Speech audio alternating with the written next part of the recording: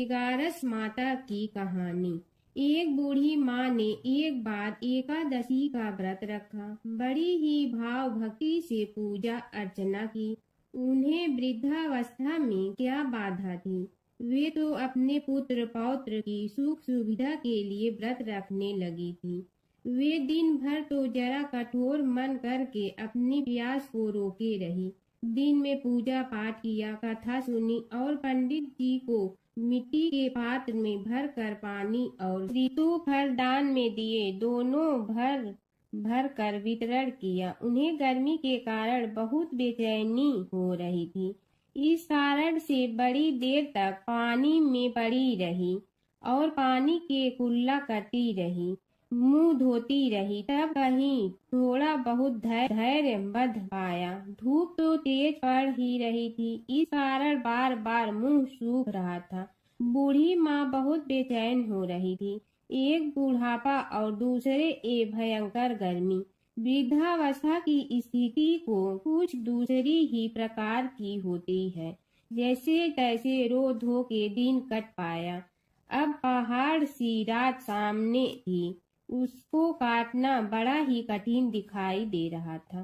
खटिया पर पड़े शांति नहीं मिल रही थी। वे बार बार करवट बदल रही थी। अनेक बार वे बाहर जाती और भीतर आती। उन्हें घर के अंदर शांति नहीं थी।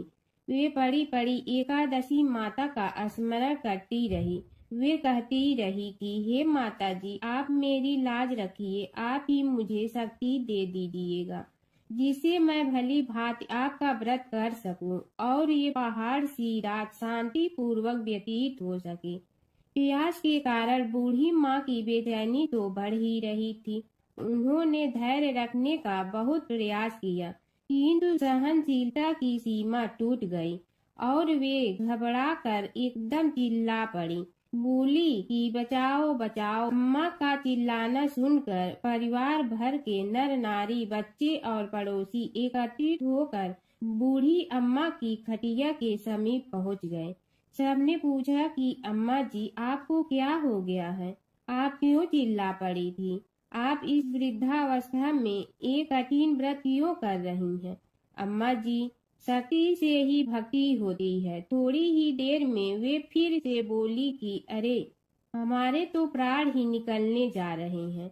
मेरी छाती पर ठंडे पानी का घड़ा रख दीजिए। नातियों ने दादी की छाती पर ठंडे पानी का पात्र रख दिया। तब कहीं उन्हें थोड़ा बहुत आराम मिला और थोड़ी देर के लिए उन्होंने अपनी आंखें बंद कर ली। एकादशी माता ने सोचा कि ये बूढ़ी अम्मा है तो बहुत कठोर, जरा जाकर उसकी परीक्षा लेना चाहिए। वे आधी रात को मुर्गा बनकर टेर लगाने लगी। मुर्गा की आवाज सुनकर दादी जल्दी से उठी और बाहर जाकर आसमान की ओर देखा, किंतु आसमान में कहीं उन्हें प्रातःकालीन तारा नहीं दिखाई दिया। वे सोचने लगी कि ये मुर्गा क्यों और कैसे बोल गया है। उन्हें प्यास तो बढ़ ही रही थी। थोड़ा बहुत उनका मन भी विचलित होने लगा था, किंतु अंत में उन्होंने दृढ़ निश्चय किया कि मैं अब व्रत को पूर्ण करके ही छोड़ूंगी, चाहे भले ही मेरे प्राण निकल जाएं। ये सोचकर फिर वे खटिया पर शिथिल होकर लेट गए। थोड़ी ही देर में एकादशी माता ने उनकी फिर से परीक्षा लेनी चाहिए। एक छोटी सी बालिका एक गिलास में शरबत लेकर उनके सिरहाने खड़ी हो गई और जोर से बोली कि दादी जी, सवेरा हो गया है, आप हाथ मुंह धोकर शरबत पी लीजिए। पहले तो शरबत का गिलास देखकर उनका मन ललचाने लगा, किंतु अचानक व्रत का स्मरण हो आया और उन्होंने सोचा कि मैं किसी भी प्रकार से अभी शरबत नहीं पी सकती हूँ और वे शांति पूर्वक अपनी घटिया पर लेट गई। फिर थोड़ी ही देर में उन्हें ऐसा लगा कि जैसे किसी ने उन्हें पानी के कुएं में पटक दिया हो। वे बड़ी देर तक उस कुएं में हाथ पांव चलाती रही, किंतु उन्होंने अपने मुंह में पानी की एक बूंद भी नहीं जाने दी और वे दृढ़ता पूर्वक अपना व्रत पालती रही। थोड़ी ही देर में न जाने कहां से सामने आग जलने लगी, जिससे भारी गर्मी पड़ने लगी। प्यास के कारण प्राण निकलने लगे, किंतु बूढ़ी अम्मा का कुछ भी नहीं बिगड़ पाया। वे जहां की तहां मुस्कुराती हुई बैठी रही। थोड़ी ही देर में बाहर प्रकाश दिखाई देने लगा। ऐसा लगा कि जैसे सवेरा हो गया हो। बूढ़ी अम्मा ने जब बाहर निकल कर देखा तो समझ गई कि अभी सवेरा होने में 3-4 घंटे की देरी है। यह जानकर वे शांति पूर्वक इधर उधर घूमने फिरने लगी। एकादशी माता ये बात अच्छी तरह से समझ गई कि ये बूढ़ी अम्मा किसी भी प्रकार से अपने व्रत से नहीं टल सकती है। वे उनके सत्य व्रत को अच्छी तरह से समझ गई। सवेरा होते ही बूढ़ी माँ ने स्नान किया, भगवान का पूजन पाठ किया, एकादशी माता की कथा सुनी, ब्राह्मणों को दक्षिणा देकर भोजन कराया। तब कहीं उन्होंने जल ग्रहण किया। कन्याओं को भोजन कराने के बाद अम्मा ने भोजन किया। उस श्रेष्ठ व्रत के प्रताप से बूढ़ी अम्मा की आयु में वृद्धि हो गई। उनका घर परिवार हरा भरा हो गया। घर में अब उनके कोई अभाव नहीं रहता। वे हर तरह के सुख साधनों से संपन्न हो गई। नाती नतीनों से उनका घर भर गया और वे उसी दिन से 12 महीने की एकादशी का व्रत करने लगी। एकादशी माता के व्रत के प्रताप से इस संसार में हर प्रकार के सुख भोग कर अंत में वैकुंठ धाम को चली गई। ऐसा है तुरंत फल देने वाला एकादशी माता का व्रत। समय की बात है कि विष्णु भगवान का विवाह लक्ष्मी जी के साथ निश्चित हो गया। विवाह की तैयारी होने लगी। सभी देवताओं को निमंत्रण भेजे गए, परंतु गणेश जी को निमंत्रण नहीं दिया। कारण जो भी रहा हो, अब भगवान विष्णु की बारात जाने का समय आ गया। सभी देवता अपनी पत्नियों के साथ विवाह समारोह में आए। उन सब ने देखा कि गणेश जी कहीं दिखाई नहीं दे रहे हैं। तब वे आपस में चर्चा करने लगे कि क्या गणेश जी को कोई न्योता नहीं दिया है या स्वयं गणेश जी ही नहीं आए हैं। सभी को इस बात पर आश्चर्य होने लगा। तभी सब ने विचार किया कि विष्णु भगवान से ही इसका कारण पूछा जाए। विष्णु भगवान से पूछने पर उन्होंने कहा कि हमने गणेश जी के पिता भोलेनाथ महादेव को न्योता भेजा है। यदि गणेश जी अपने पिता के साथ आना चाहते हैं तो आ जाते।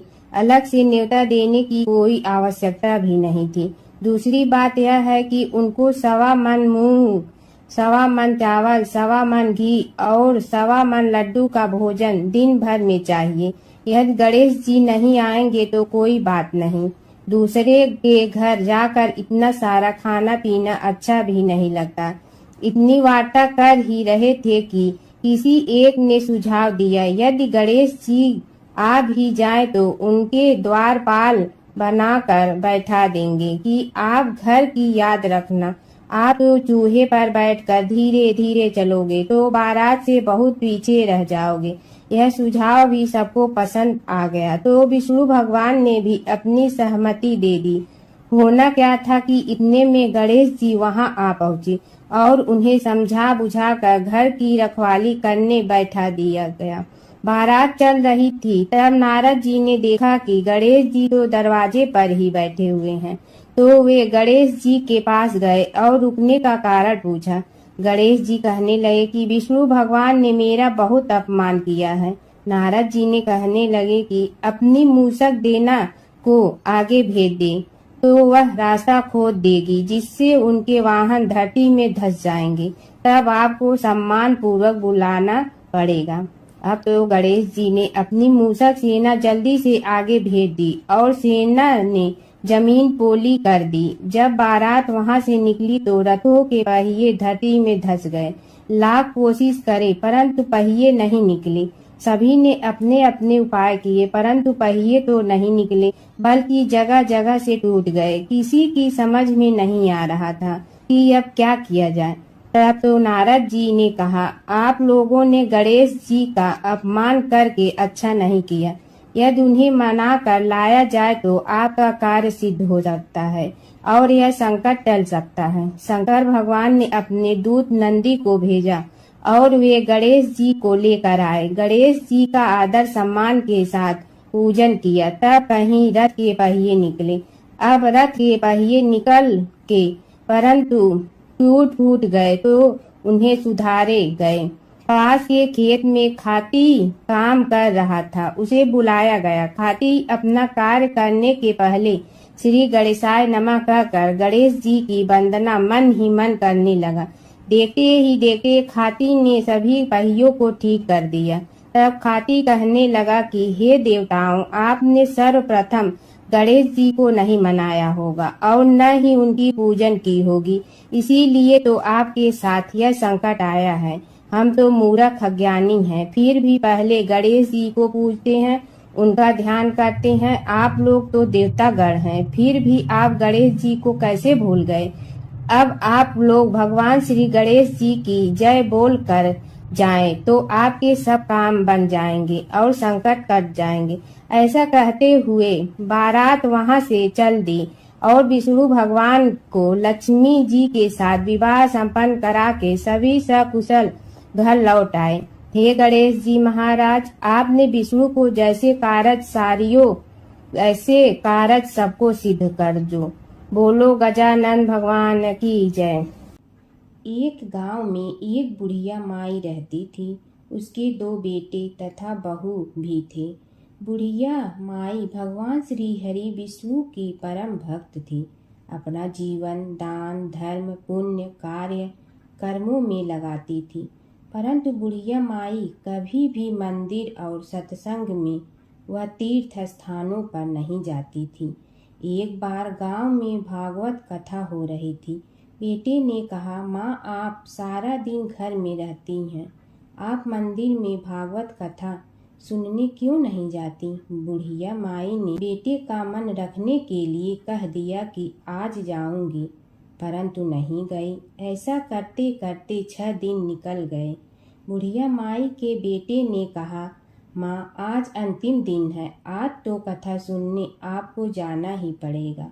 सारा दिन घर का काम करके बुढ़िया माई ने जाते जाते इतनी देर कर दी कि अंतिम दिन की भागवत कथा भी समाप्त हो गई।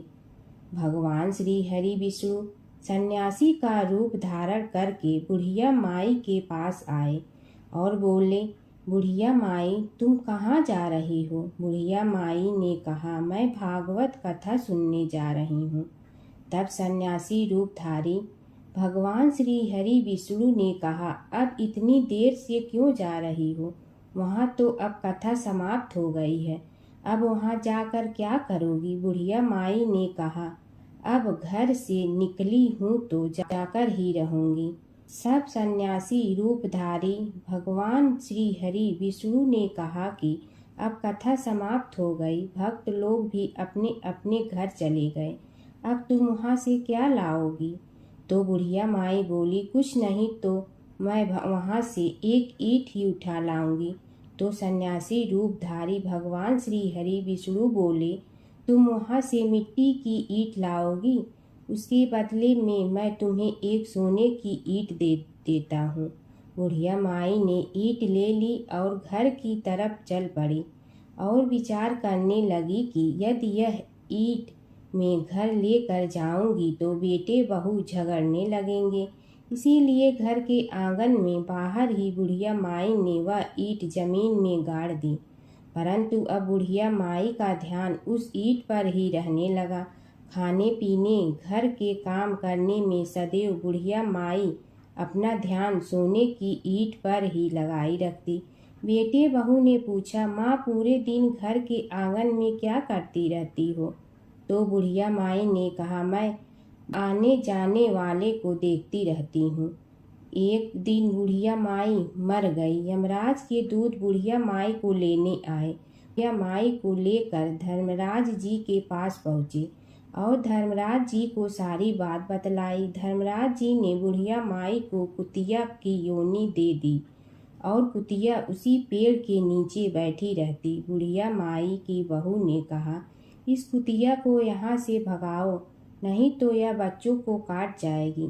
तो उसके बेटे ने उसकी पीठ पर एक लकड़ी मारी और बुढ़िया माई मर गई और को सर्प की योनि मिली। आंगन में सर्प को देखकर बेटे बहू ने किसी को काट नहीं जाए इसी डर से मार दिया। फिर बुढ़िया माई मरकर धर्मराज जी के पास पहुंची। बुढ़िया माई कीड़ी का रूप धारण करके उस आंगन में कीड़ी नगरा बना लिया। आंगन में कीड़ी नगरा हो गया।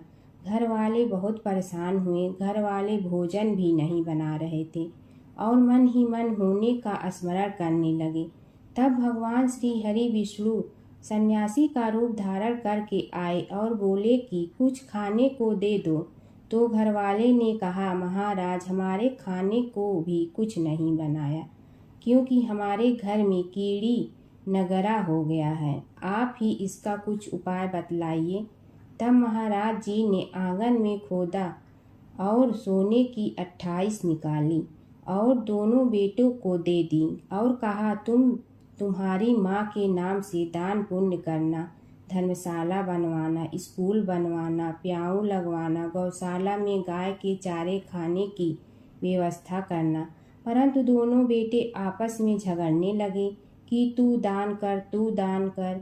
किसी ने बुढ़िया माई के नाम से कोई दान नहीं किया और कीड़ी नगरा वहाँ उसी स्वरूप में स्थापित रहा। कुछ दिन बाद सन्यासी वापस आया और बुढ़िया माई के बेटों ने भगवान स्वरूपधारी सन्यासी महाराज से कहा कि हमारी घर की हालत वैसी की वैसी है, कीड़ी नगरा तो वैसे का वैसा ही है। तब साधु रूपधारी सन्यासी महाराज ने कहा, वह सोने के ईंट के टुकड़े लाओ और उन्हें बेचकर उनसे जो भी धन मिले उसे तुम्हारी माँ के नाम से दान पुण्य करो। इस कीड़ी नगरा पर शक्कर और आटा डालो। तुम ऐसा करोगे तो तुम्हारी माँ को मोक्ष प्राप्ति होगी। और उनके घर से कीड़ी नगरा चला गया। जो व्यक्ति प्रतिदिन सुबह प्रातः आटा और शक्कर कीड़ी नगरे पर डालता है वह सदैव धनवान, पुत्रवान, संपन्न, सुख शांति से जीवन यापन करता है। उसके घर में कभी कोई कष्ट नहीं आता है। उसका जीवन सदा सर्वदा आनंद से व्यतीत होता है। उसके परिवारजन उसे अत्यधिक स्नेह प्रदान करते हैं। कीड़ी नगरा प्रतिदिन सींचने से जुड़ी नगरी की कहानी सुनने से, दान पुण्य व धर्म कार्यों में रुचि लगाने से जीवन उत्तम हो जाता है। प्राचीन काल की बात है। एक नगर में धर्मपाल नाम का एक निर्धन किंतु अत्यंत धर्मनिष्ठ व्यक्ति रहता था।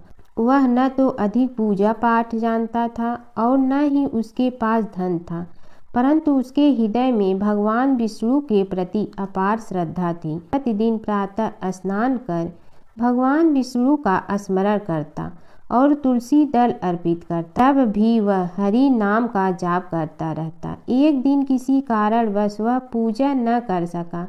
मन में ग्लानि हुई और रात को उसने भगवान विष्णु से क्षमा याचना की।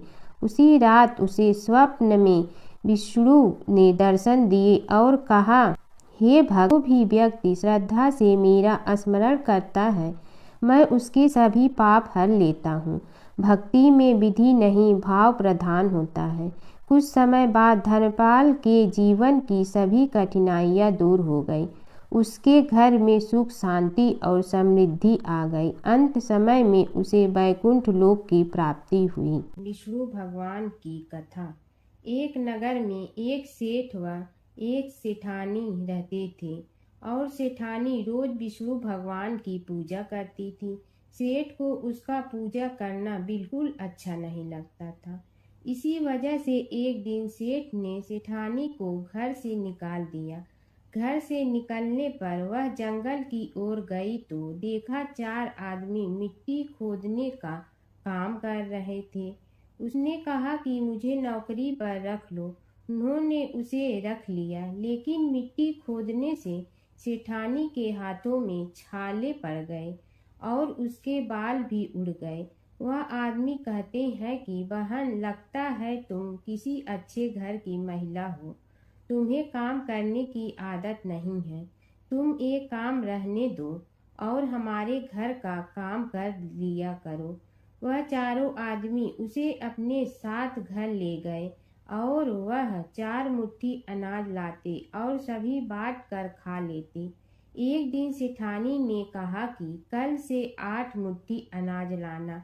अगले दिन वह 8 मुट्ठी अनाज लाए और सेठानी पड़ोसन से आग मांग लाई। उसने भोजन बनाया, विष्णु भगवान को भोग लगाया, फिर सभी को खाने को दिया। सारे भाई बोले कि बहन, आज तो भोजन बहुत स्वादिष्ट बना है। सेठानी ने कहा कि भगवान का जूठा है तो स्वाद तो होगा ही। सेठानी के जाने के बाद सेठ भूखा रहने लगा और आस पड़ोस के सारे लोग कहने लगे कि ये तो सेठानी के भाग्य से खाता था। एक दिन सेठ अपनी सेठानी को ढूंढने चल पड़ा। उसने ढूंढते हुए वह भी उस जंगल में पहुंच गया जहां वह चारों आदमी मिट्टी खोद रहे थे। सेठ ने उन्हें देखा तो कहा कि भाई, मुझे भी काम पर रख लो। उन आदमियों ने उसे काम पर रख लिया, लेकिन मिट्टी खोदने से उसके भी हाथों में छाले पड़ गए और बाल उड़ने लगे। उसकी यह हालत देख चारों बोले कि तुम्हें काम की आदत नहीं है, तुम हमारे साथ चलो और हमारे घर में रह लो। सेठ उन चारों आदमियों के साथ उनके घर चला गया और जाते ही उसने सेठानी को पहचान लिया, लेकिन सेठानी घूंघट में थी तो सेठ को देख नहीं पाई। सेठानी ने सभी के लिए भोजन तैयार किया और हर रोज की भांति विष्णु भगवान को भोग लगाया। उसने उन चारों भाइयों को भोजन परोस दिया, लेकिन जैसे ही वह सेठ को भोजन देने लगी तो विष्णु भगवान ने उसका हाथ पकड़ लिया। भाई बोले कि बहन, ये तुम क्या कर रही हो? वह बोली, मैं कुछ नहीं कर रही हूँ, मेरा हाथ तो विष्णु भगवान ने पकड़ लिया है। भाई बोले, हमें भी विष्णु भगवान के दर्शन कराओ। उसने भगवान से प्रार्थना की तो विष्णु जी प्रकट हो गए। सभी ने दर्शन किए। सेठ ने सेठानी से क्षमा मांगी और सेठानी को साथ चलने को कहा। भाइयों ने अपनी बहन को बहुत सा धन देकर विदा किया। जब सेठानी के साथ सेठ भी भगवान विष्णु की पूजा करने लगा और उनके परिणाम से उनका घर अन्न धन से भर गया। प्राचीन काल की बात है। नैमिषारण्य क्षेत्र में ऋषि, महर्षि और साधु संतों का समाज जुड़ा था। उसमें श्री सूत जी भी विद्यमान थे। शौनक जी ने उनकी सेवा में उपस्थित होकर निवेदन किया कि हे अज्ञान रूप घोर तिमिर को नष्ट करने में करोड़ों सूर्यों के समान प्रकाशमान श्री सूत जी, हमारे कानों के लिए अमृत के समान जीवन प्रदान करने वाले कथा तत्व का वर्णन कीजिए। हे सूत जी, हमारे हृदयों में ज्ञान के प्रकाश की वृद्धि तथा भक्ति, वैराग्य और विवेक की उत्पत्ति जिस कथा से हो सकती हो, वह हमारे प्रति कहने की कृपा कीजिए।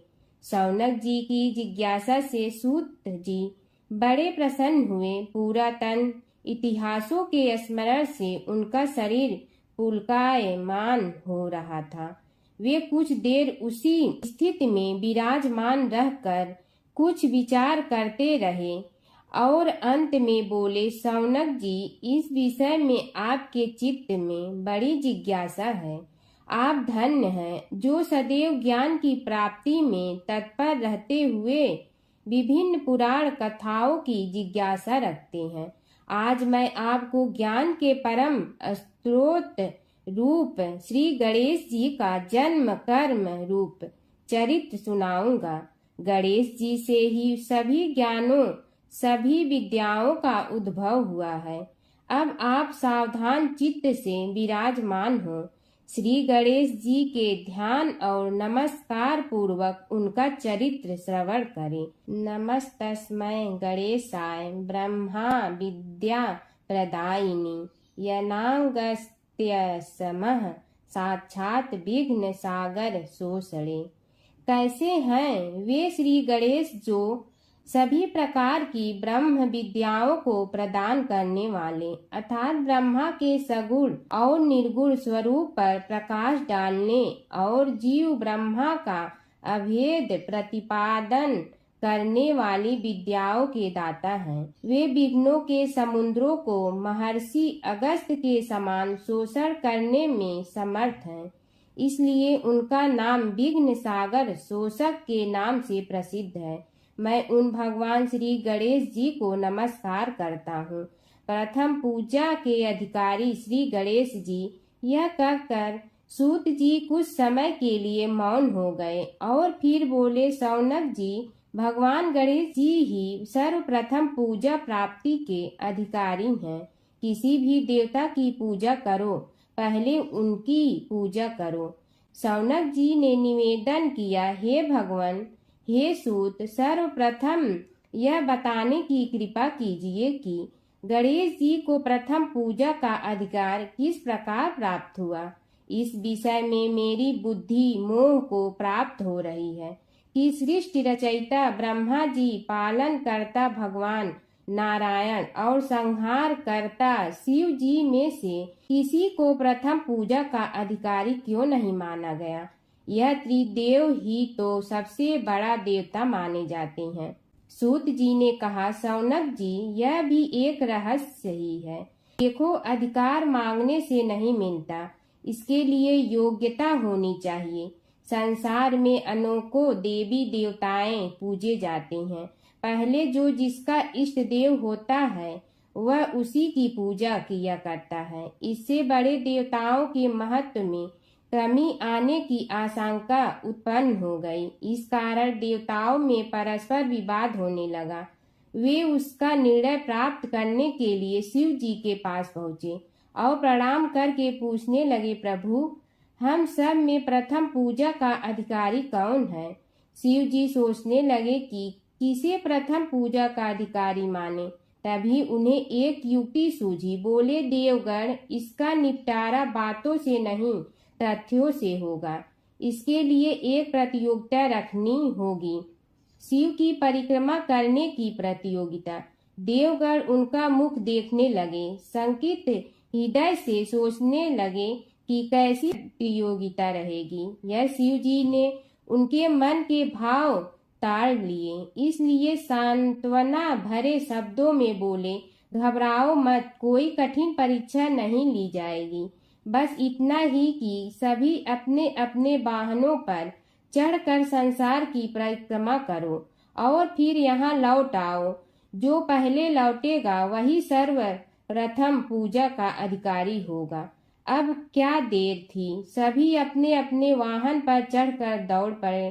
किसी का वाहन गजराज था तो किसी का सिंह, किसी का भैंसा तो किसी का मृग, किसी का हंस तो किसी का उल्लू, किसी का अश्व तो किसी का श्वान। अभिप्राय यह है कि वाहनों को विविधता के दर्शन उस समय जितने भले प्रकार से हो सकते थे उतने अन्य समय में नहीं।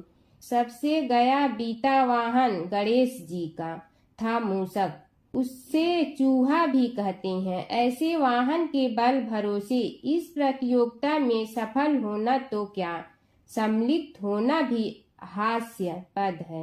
गणेश जी ने सोचा, छोड़ो, क्या होगा प्रतियोगिता में भाग लेने से, हम तो यहाँ बैठे रहकर ही तमाशा देखेंगे।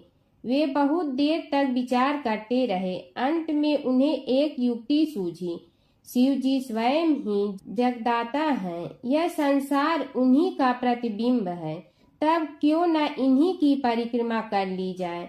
इनकी परिक्रमा करने से ही संसार की परिक्रमा हो जाएगी। ऐसा निश्चय कर उन्होंने मूषक पर चढ़कर शिव जी की परिक्रमा की और उनके समक्ष जा पहुँचे। शिव जी ने कहा, तुमने परिक्रमा पूर्ण कर ली। उन्होंने उत्तर दिया, जी हाँ। शिव जी सोचने लगे कि इसे तो यहीं घूमते हुए देखा, फिर परिक्रमा कैसे कराया। देवताओं का परिक्रमा करके लौटना आरंभ हुआ और उन्होंने गणेश जी को वहां बैठे देखा तो माथा ठनक गया। फिर भी साहस करके बोले, अरे तुम विश्व की परिक्रमा के लिए नहीं गए। गणेश जी ने कहा, अरे मैं कब का यहाँ आ गया। देवता बोले, तुम्हें तो कहीं भी नहीं देखा। गणेश जी ने उत्तर दिया, देखते कहाँ से, समस्त संसार शिव जी में विद्यमान है। इनकी परिक्रमा करने से ही संसार की परिक्रमा पूर्ण हो गई। सूत जी बोले, शौनक, इस प्रकार गणेश जी ने अपनी बुद्धि के बल पर ही विजय प्राप्त कर ली। उनका कथन सत्य था, इसलिए कोई विरोध करता भी तो कैसे। बस उसी दिन से गणेश जी की प्रथम पूजा होने लगी। सूत जी बोले, हे शौनक जी, यह एक तथ्य है कि गणेश जी ही उसके पात्र हैं। वे बड़े देवता का भी कार्य सिद्धि में विघ्न उपस्थित होने पर उन विघ्न राज का आश्रय न लिया हो। हे शौनक, वे देव भी बड़े दयालु हैं। नाम तो शिव जी का ही आशुतोष है, किंतु वे सर्वात्मा और सर्वरक्षक प्रभु तो शिव जी की अपेक्षा भी शीघ्र ही प्रकट हो जाते हैं। उनका भक्त कभी किसी संकट में नहीं पड़ता। यदि प्रारब्ध वशात कभी किसी विपत्ति में पड़ भी जाता है तो गणेश्वर की उपासना करने पर उनके अनुग्रह से उनके समस्त दुख दूर होकर परम सुख की प्राप्ति होती है। शौनक ने कहा, हे सूत जी, हे महाभाग, हे प्रभु, मैं गणेश जी के विभिन्न चरित्रों का अध्ययन करना चाहता हूँ, तो मुझे बताइए कि किस ग्रंथ का अवलोकन करूं। हे दयामय, आपको तो उनके समस्त चरित्र विदित है कि यदि आप ही उन्हें सुनाने की कृपा करें तो मेरा अत्यधिक उपकार होगा। सूत जी बोले, हे शौनक भगवान, गणेश्वर के इतने चरित्र हैं कि उन सब का कथन इस जीवा से संभव नहीं, क्योंकि प्रभु अनंत, प्रभु चरित्र अनंता वाली बात समस्त विद्वान ऋषि मुनि कहते हैं। फिर भी गणेश जी प्रथम पूजा के अधिकारी होने के कारण समस्त देव चरित्रों में जुड़े हुए हैं, इसलिए उनका प्रभाव भी सर्वाधिक व्यापक है। हे मुने, हे शौनक, वे भगवान सर्व समर्थ हैं। वे सभी का तिरस्कार करने में समर्थ हैं, किंतु उनका तिरस्कार कोई भी नहीं कर सकता। यह त्रिलोक्य उन्हीं भगवान के संकेत पर नित्य करता है। इसकी समस्त क्रियाएं उन्हीं की इच्छा पर आश्रित हैं। हे शौनक भगवान गणेश्वर स्वयं कहते हैं, शिवे विष्णु च शक्तौ च सूर्ये मयि निराधिप यो भेद बुद्धि योग स सम्य योगो मतो मम। हे नरेश्वर, हे वरेण्य, शिव, विष्णु, शक्ति, सूर्य और मुझ गणेश में जो अभेद बुद्धि योग है, मेरे मत में वही सम्यक योग है। इससे यह भी सिद्ध है कि समस्त देवता उन्हीं के स्वरूप हैं। वे ही भगवान विभिन्न कार्य रूपों के अनुसार अपना भिन्न भिन्न नाम रखते हैं। हे मुनि श्रेष्ठ, उन सब देवताओं के चरित्र भी उन्हीं गणराज के चरित्र हैं। यद्यपि सब चरित्र एक ही ग्रंथ में मिलने में संभव नहीं है, फिर भी गणेश्वर के अनेकों प्रमुख चरित्रों का वर्णन गणेश पुराण में हुआ है। राजा सोमकांत का वृत्तांत कथन। शौनक जी ने पूछा, हे प्रभु, गणेश पुराण का आरंभ किस प्रकार हुआ, यह मुझे बताने की कृपा करे। इस पर सूत जी ने कहने लगे, हे शौनक, यद्यपि गणेश पुराण है तो बहुत प्राचीन, क्योंकि भगवान गणेश्वर तो आदि हैं। न जाने कब से गणेश जी अपने उपासकों पर कृपा करते चले आ रहे हैं। उनके अनंत चरित्र हैं, जिनका संग्रह एक महापुराण का रूप ले सकता है। उसे एक बार भगवान नारायण ने नारद जी को और भगवान ने शंकर और जगन जननी पार्वती जी को सुनाया था। बाद में वही पुराण संक्षेप रूप में ब्रह्मा जी ने महर्षि वेद व्यास को सुनाया और फिर व्यास जी ने महर्षि भृगु को सुनाया। भृगु ने कृपा करके सौराष्ट्र के एक राजा सोमकांत को सुनाया था। तब से वह पुराण अनेक कथाओं में विस्तृत होता रहा और अनेक कथाओं से रहित होता हुआ अनेक रूप में प्रचलित है। शौनक जी ने पूछा, भगवान, आप यह बताने का कष्ट करें कि राजा सोमकांत कौन था। उसने महर्षि से गणेश पुराण का श्रवण कहाँ किया था, उस पुराण के श्रवण से उसे क्या क्या उपलब्धियां हुई, हे नाथ, मुझे श्री गणेश्वर की कथा के प्रति उत्कंठा बढ़ती ही जा रही है। सूत जी बोले, हे शौनक, सौराष्ट्र के देवनगर नाम की एक प्रसिद्ध राजधानी थी। वहाँ का राजा सोमकांत था। वह अपनी प्रजा का पुत्र के समान पालन करता था। वह वेद ज्ञान संपन्न, शस्त्र विद्या में पारंगत एवं प्रबल प्रतापी राजा, समस्त राजाओं में मान्य तथा अत्यंत वैभवशाली था। उसका ऐश्वर्य कुबेर के भी ऐश्वर्य को लज्जित करता था। उसने अपने पराक्रम से अनेकों देश जीत लिए थे। उसकी पत्नी अत्यंत रूपवती, गुणवती, धर्माज्ञा एवं पतिव्रत धर्म का पालन करने वाली थी। वह सदैव अपने प्राणनाथ की सेवा में लगी रहती थी। उसका नाम सुधर्मा था। जैसे वह प्रतिव्रता थी, वैसे ही राजा भी एक पत्नी व्रता का पालन करने लगा। उसके हेमकांत नामक एक सुंदर पुत्र था। वह भी सभी विद्याओं का ज्ञाता और अस्त्र शस्त्रादि के अभ्यास में निपुण हो गया था। यह सभी श्रेष्ठ लक्षणों से संपन्न, सद्गुणी एवं प्रजा जनों के हितों का अत्यंत पोषक था। इस प्रकार राजा सोमकांत स्त्री, पुत्र, पशु, वाहन, राज्य एवं प्रतिष्ठा आदि से सब प्रकार सुखी था। उससे दुख तो था ही नहीं। सभी राजागण उसका हार्दिक सम्मान करते थे तथा उसकी श्रेष्ठ कीर्ति भी संसार व्यापी थी। परंतु युवावस्था के अंत में सोमकांत को घृणित कोष्ठ रोग हो गया। उसके अनेक उपचार किए गए किंतु कोई लाभ नहीं हुआ। रोग शीघ्रता से बढ़ने लगा और उसके कीड़े पड़ गए। जब रोग की अधिक वृद्धि होने लगी और उसका कोई उपाय न हो सका तो राजा ने मंत्रियों को बुलाकर कहा, सुव्रतो, जाने किस कारण यह रोग मुझे पीड़ित कर रहा है। अवश्य ही यह किसी पूर्व जन्म के पाप का फल होगा। इसलिए मैं अब अपना समस्त राजपाट छोड़कर वन में रहूंगा। मेरे पुत्र हेमकांत को मेरे समान मानकर राज्य शासन का धर्म पूर्वक संचालन कराते रहें।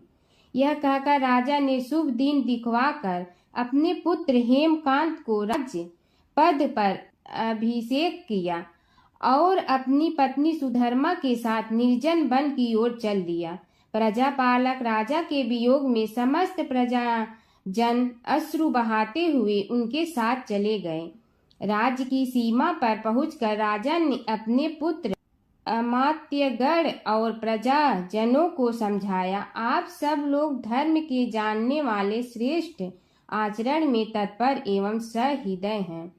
यह संसार तो वैसे भी परिवर्तनशील है। जो आज है वह कल नहीं था और आने वाले कल में भी नहीं रहेगा। इसलिए मेरे जाने से दुख का कोई कारण नहीं है। मेरे स्थान पर मेरा पुत्र सभी कार्यों को करेगा। इसलिए आप सब उसके अनुशासन में रहते हुए उसे सदैव सम्मान करते रहें। फिर पुत्र से कहा, बेटा, यह स्थिति सभी के समझ आती रही है। हमारे पूर्व पुरुष भी परंपरागत रूप से वृद्धावस्था आने पर वन में जाते रहे हैं। मैं कुछ समय पहले ही वन में जा रहा हूँ तो कुछ पहले या पीछे जाने में कोई अंतर नहीं पड़ता। यदि कुछ वर्ष बाद जाऊं तब भी मोह का त्याग करना ही होगा। इसलिए हे वत्स, तुम दुखित मत हो और मेरी आज्ञा मानकर राज्य शासन को ठीक प्रकार चलाओ। ध्यान रखना, क्षत्रिय धर्म का कभी त्याग न करना और प्रजा को सदा सुखी रखना।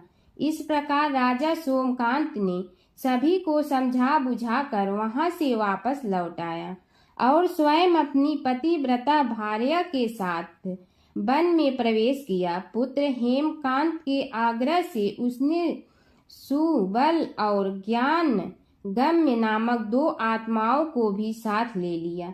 उन सब ने एक समतल एवं सुंदर स्थान देखकर वहां विश्राम किया। तभी उन्हें एक मुनि कुमार दिखाई दिया। राजा ने उससे पूछा, तुम कौन हो, कहाँ रहते हो? यदि उचित समझो तो मुझे बताओ। मुनि बालक ने कोमल बाणी में कहा, मैं महर्षि भृगु का पुत्र हूँ। मेरा नाम च्यवन है। हमारा आश्रम निकट में ही है। अब आप भी अपना परिचय दीजिए।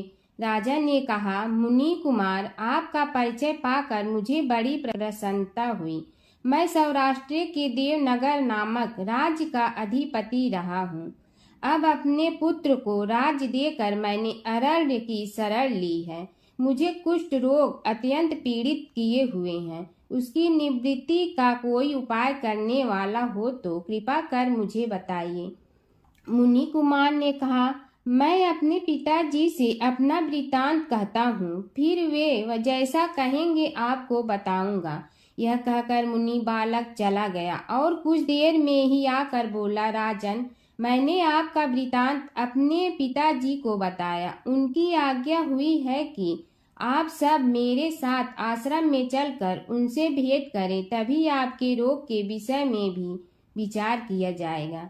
राजा सोमकांत के पूर्व जन्म का वृत्तांत भृगु द्वारा वर्णन। राजा अपनी पत्नी और अमात्यों के सहित च्यवन के साथ साथ भृगु आश्रम में जा पहुंचा और उन्हें प्रणाम कर बोला, हे भगवान, हे महर्षि, मैं आपकी शरण हूँ। आप मुझ कुष्ठी पर कृपा कीजिए। महर्षि बोले, राजन, यह तुम्हारे किसी पूर्व जन्म कृत पाप का ही उदय हो गया है।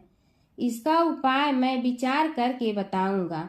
आज तो तुम सब स्नान आज से निवृत्त होकर रात्रि विश्राम करो। महर्षि की आज्ञा अनुसार सबने स्नान भोजन आदि के उपरांत रात्रि व्यतीत की और प्रातः काल स्नान आदि नित्य कर्मों से निवृत्त होकर महर्षि की सेवा में उपस्थित हुए। महर्षि ने कहा, राजन, मैंने तुम्हारे पूर्व जन्म का वृतांत जान लिया हूँ और यह भी विदित कर लिया है कि किस पाप के फल से तुम्हें इस रोग की प्राप्ति हुई है। यदि तुम चाहो तो उसे सुना दूं। राजा ने हाथ जोड़कर निवेदन किया, बड़ी कृपा होगी मुनिनाथ, मैं उसे सुनने के लिए उत्कंठित हूँ।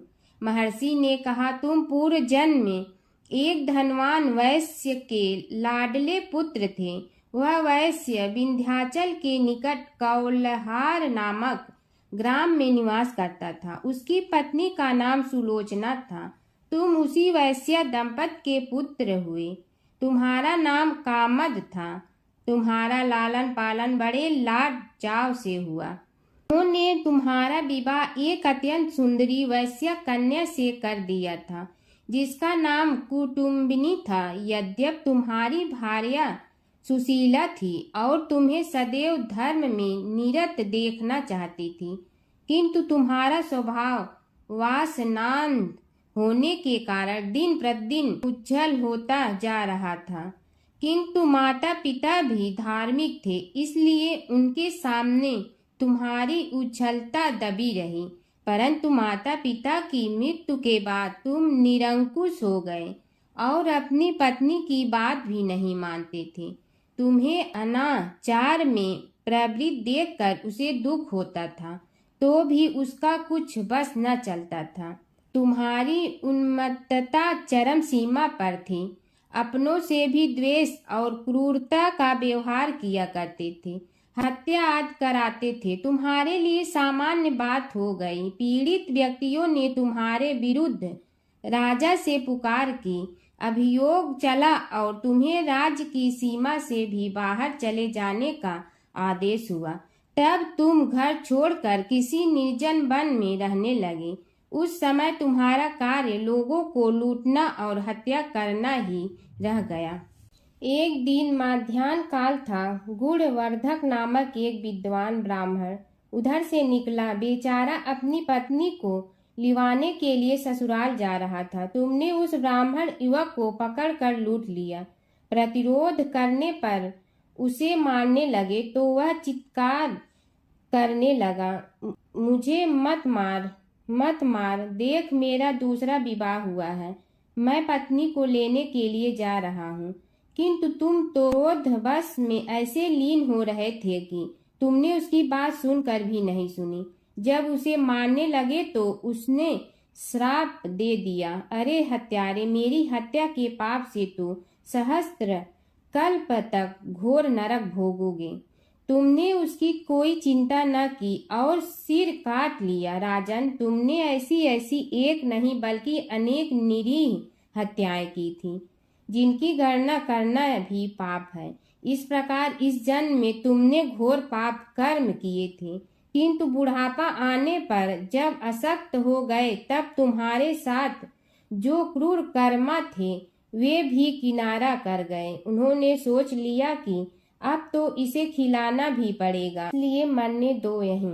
अमोघ प्रभाव गणेश उपासना का कथन। राजन, अब तुम निरालंब थे, चल फिर तो सकते ही नहीं थे। भूख से पीड़ित रहने के कारण रोगों ने भी घेर लिया।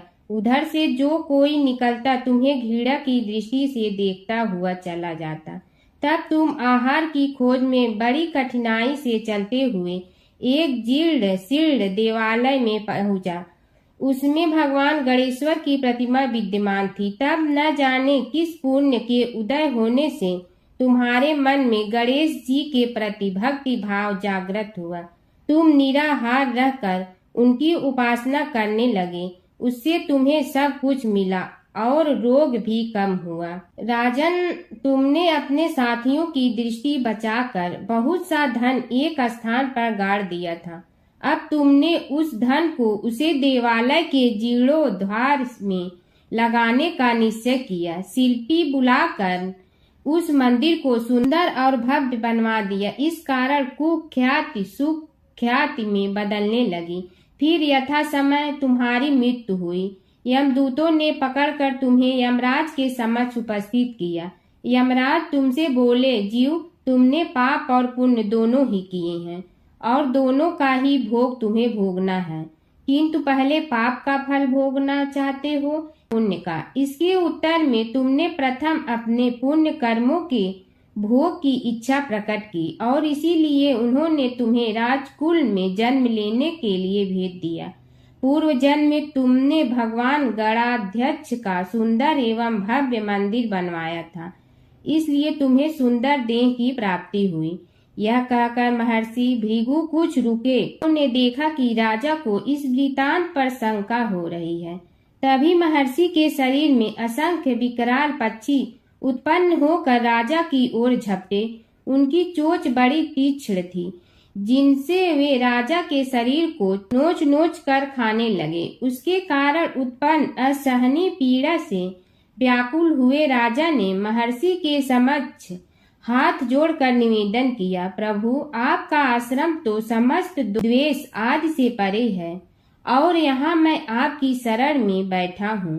तब यह पक्षी मुझे आकर ही क्यों पीड़ित कर रहे हैं? हे मुनिनाथ, इनसे मेरी रक्षा कीजिए। महर्षि ने राजा के अंतर वचन सुनकर सांत्वना देते हुए कहा, राजन, तुमने मेरे वचनों में शंका की थी और जो मुझ सत्यवादी के कथन में शंका करते हैं उसे खाने के लिए मेरे शरीर से इसी प्रकार पक्षी प्रकट हो जाते हैं, जो कि मेरे हुंकार करने पर भस्म हो जाया करते हैं। यह कर महर्षि ने हुंकार की और तभी वे समस्त पक्षी भस्म हो गए। राजा श्रद्धावनत होकर उनके समक्ष अश्रुपात करता हुआ बोला, प्रभु, अब आप पाप से मुक्त होने का उपाय कीजिए। महर्षि ने कुछ विचार कर कहा, राजन, तुम पर भगवान गणेश्वर की कृपा सहज रूप से है और वे ही प्रभु तुम्हारे पापों को भी दूर करने में समर्थ हैं। इसलिए तुम उनके पाप नाशक चरित्रों का श्रवण करो। गणेश पुराण में उनके चरित्रों का भले प्रकार वर्णन हुआ है, अतएव तुम श्रद्धा भक्ति पूर्वक उसी को सुनने में चित्त लगाओ। राजा ने प्रार्थना की, महामुनि, मैंने गणेश पुराण का नाम भी आज तक नहीं सुना, तो उनके सुनने का सौभाग्य कैसे प्राप्त कर सकूंगा? हे नाथ, आपसे अधिक ज्ञानी और प्रकांड विद्वान और कौन हो सकता है? आप ही मुझ पर कृपा कीजिए। महर्षि ने राजा की दीनता देखकर उसके शरीर पर अपने कमंडल का मंत्रपूत जल छिड़का। तभी राजा को एक छींक आई और नासिका से एक अत्यंत छोटा काले वर्ण का पुरुष बाहर निकल आया। देखते देखते वह बढ़ गया। उसके भयंकर रूप को देखकर राजा कुछ भयभीत हुआ, किंतु समस्त आश्रमवासी वहां से भाग गए। वह पुरुष महर्षि के समक्ष हाथ जोड़कर खड़ा हो गया। उन्हें उसकी ओर देखा और कुछ उच्च स्वर में बोले, तू कौन है, क्या चाहता है? वह बोला, मैं साक्षात पाप हूँ, समस्त पापियों के शरीर में मेरा निवास है।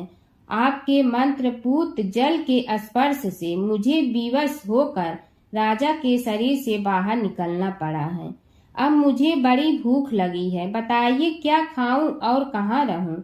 महर्षि बोले, तू उस आम के अवकाश स्थान में निवास कर और उसी वृक्ष के पत्ते खाकर जीवन निर्वाह कर। यह सुनते ही वह पुरुष आम के वृक्ष के पास पहुंचा, किंतु उसके स्पर्श मात्र से वह वृक्ष जलकर भस्म हो गया। फिर जब पाप पुरुष को रहने के लिए कोई स्थान दिखाई न दिया तो वह भी अंतर्हित हो गया। हर व्रत कथा के साथ पढ़ी और सुनी जाने वाली लपसी तपसी की यह कहानी। एक लपसी था, एक तपसी था। तपसी हमेशा भगवान की तपस्या में लीन रहता था। लपसी रोजाना सवा सेर की लपसी बनाकर भगवान का भोग लगाकर जीम लेता था। एक दिन दोनों लड़ने लगे। तपसी बोला, मैं रोज भगवान की तपस्या करता हूँ, इसलिए मैं बड़ा हूँ। लपसी बोला, मैं रोज भगवान को सवा सेर लपसी का भोग लगाता हूँ, इसलिए मैं बड़ा हूँ। नारद जी वहाँ से गुजर रहे थे। दोनों को लड़ता देखकर उनसे पूछा कि तुम क्यों लड़ रहे हो? तपसी ने खुद के बड़ा होने का कारण बताया और लपसी ने अपना कारण बताया। नारद जी बोले, तुम्हारा फैसला मैं करूँगा। दूसरे दिन लपसी और तपसी नहाकर अपनी रोज की भक्ति करने आए तो नारद जी ने छुपकर 1.25 करोड़ की एक एक अंगूठी उन दोनों के आगे रख दी।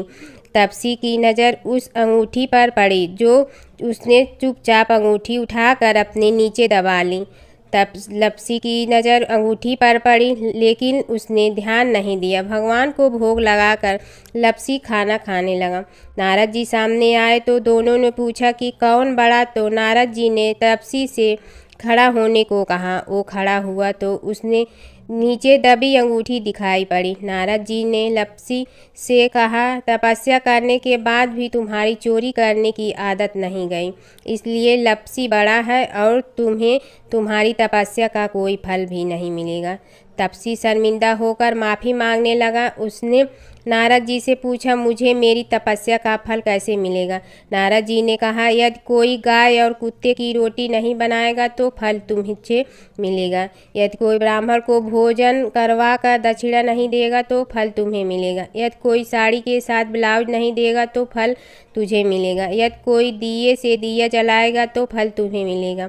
यदि कोई सारी कहानी सुने लेकिन तुम्हारी कहानी नहीं सुने तो फल तुझे मिलेगा। उसी दिन से हर व्रत कथा कहानी के साथ लपसी तपसी की कहानी भी सुनी और कही जाती है। ओम जय जगदीश हरे, स्वामी जय जगदीश हरे। भक्त जनों के संकट क्षण में दूर करे। ओम जय जगदीश हरे। जो ध्यावे फल पावे, दुख बिन दे मन का। सुख संपत्ति घर आवे, कष्ट मिटे तन का। ओम जय जगदीश हरे।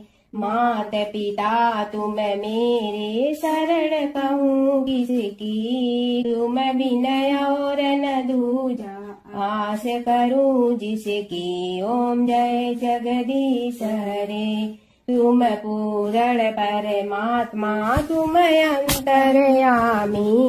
पार ब्रह्म परमेश्वर, तुम सबके स्वामी। ओम जय जगदीश हरे। तुम बिंदा के सागर, तुम पालन करता। मैं मूर्ख कल काम, कृपा करो भरता। ओम जय जगदीश हरे। तुम हो ये कय गोचर, सबके प्राणपति।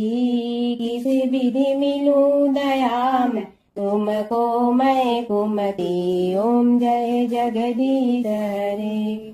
दीन बंधु दुख हरता, तुम रक्षक मेरे। अपने हाथ उठाओ, द्वार पड़ा तेरे।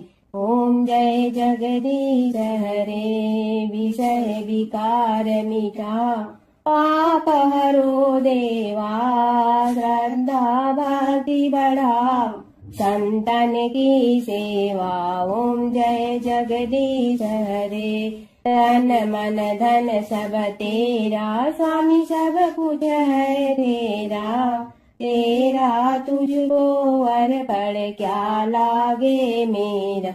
ओम जय जगदीश हरे। जय जगदीश हरे। स्वामी जय जगदीश हरे। भक्त जनों के संकट क्षण में दूर करे। ओम जय जगदीश हरे। स्वामी जय जगदीश हरे।